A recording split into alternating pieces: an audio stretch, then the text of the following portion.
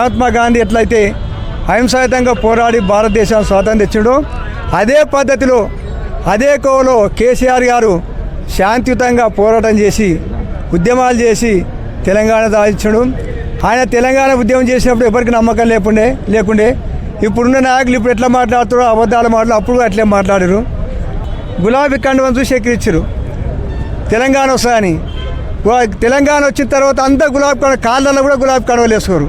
అంత గౌరవం పెరిగింది తెలంగాణ ప్రజలకు. చాలామంది చెన్నారెడ్డి గారు మహా యోధులు పోరాడారు.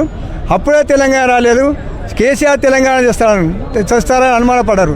కానీ కేసీఆర్ తెలివితేటలతోటి అనుభవంతో ఉద్యమాలు చేసి అన్ని పార్టీలను ఒప్పించి తెలంగాణ సాధించడు. తెలంగాణ వచ్చుడో లేకో కేసీఆర్ చచ్చుడా నిరాహార దీక్ష చేసినప్పుడు కేంద్ర ప్రభుత్వం భయపడి తెలంగాణ ప్రక్రియ ప్రారంభిస్తామని చెప్పారు. కాబట్టి ఎవ్వరు ఊహించని విధంగా తెలంగాణ తెచ్చుడు. వచ్చిన తెలంగాణను అభివృద్ధి చేసుడు. భారతదేశంలో ఏ రాష్ట్రంలో లేని సంక్షేమ కార్యక్రమాలు, ఏ రాష్ట్రంలో లేని అభివృద్ధి కార్యక్రమాలు మన తెలంగాణ రాష్ట్రంలో జరిగింది. భారతదేశంలో తెలంగాణకు ఒక గుర్తింపు తెచ్చుడు.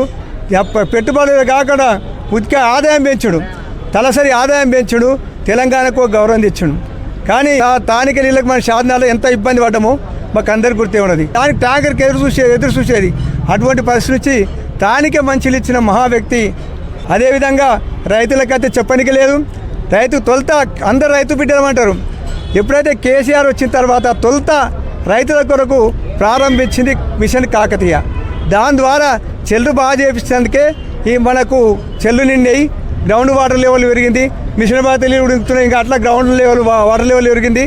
దాంతోపాటు కరెంట్ ఇచ్చిండు. కాబట్టి రైతులకు పెట్టుబడి ఇచ్చిండు, కరెంట్ ఇచ్చిండు, రైతు చచ్చిపోతే రైతు బీమా ఇచ్చిండు. అదేవిధంగా అట్లా ఎన్నో సాయం చేసిండు.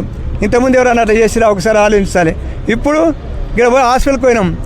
ఆ బాలంతా ఆమె చెప్తున్నది, అయ్యా కేసీఆర్ ఉన్నాడు, మాకు ఎంత సాయం చేసేది, కేసీఆర్ కెట్టిచ్చేది. తర్వాత బోపిలో ఊరితే 12,000 ఇచ్చేది, ఆడవిలో ఊరితే 13,000 ఇచ్చేది. ఇప్పుడు ఏమి లేవా?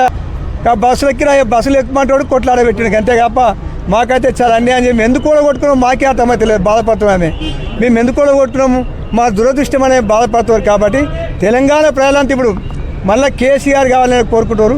కేసీఆర్ ముఖ్యమంత్రి అయితేనే మళ్ళీ తెలంగాణ బాగుపడతానని కోరుకుంటారు. కాబట్టి కేసీఆర్ సల్లంగా ఆయురారోగ్యాలతోటి 100 ఏళ్ళు జీవించాలని ప్రజల కోరిక, ప్రజలకు ఆకాంక్ష.